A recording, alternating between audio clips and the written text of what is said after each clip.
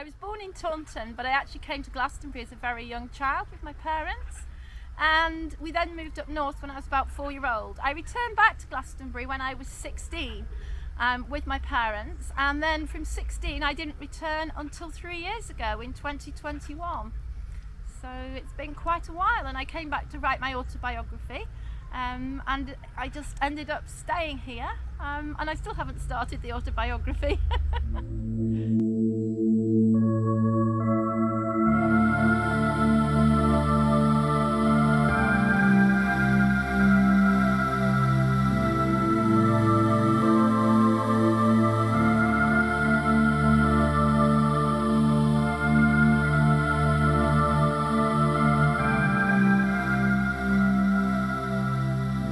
There is a presence. I mean, I can visualise the high altar, how it was, all bejewelled as the richest abbey in the UK. I can see the monks walking down the cloister. I can see them all sitting eating in the refectory. I certainly can feel everything that went on here. It was the solstice of 2022. I was laying under the tree close to the accommodation where Abbot Whiting used to live, and I woke up and I'd refused all offers to go everywhere else in Glastonbury. I wanted to lie underneath this tree, and when I woke up I was actually looking at this blade of grass with spiders crawling up and down it, and I just said, I'm home. The energies were just coming through really strongly from Abbot Whiting.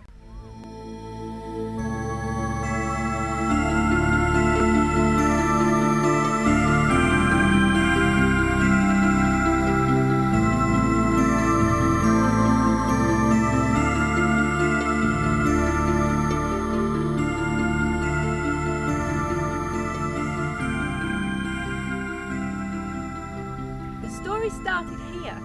Early one morning, there was a talk that was being held by a local historian, and there was quite a few people had gathered. Now the sun was on that side and the shade was on this side, and he said, please choose wherever you'd like to stand.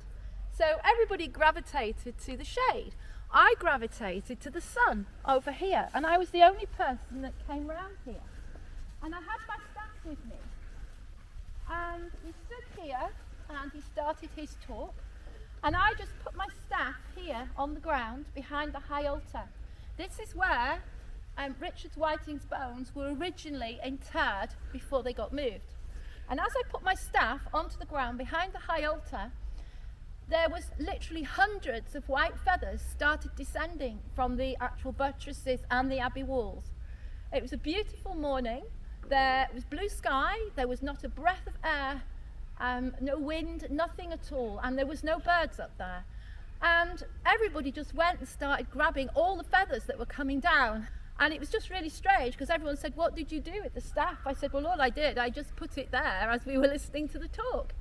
So call it what you will. Was it magic? I don't know. The energies were certainly coming through very strong from the angelic realms that morning. The energies here are truly magical.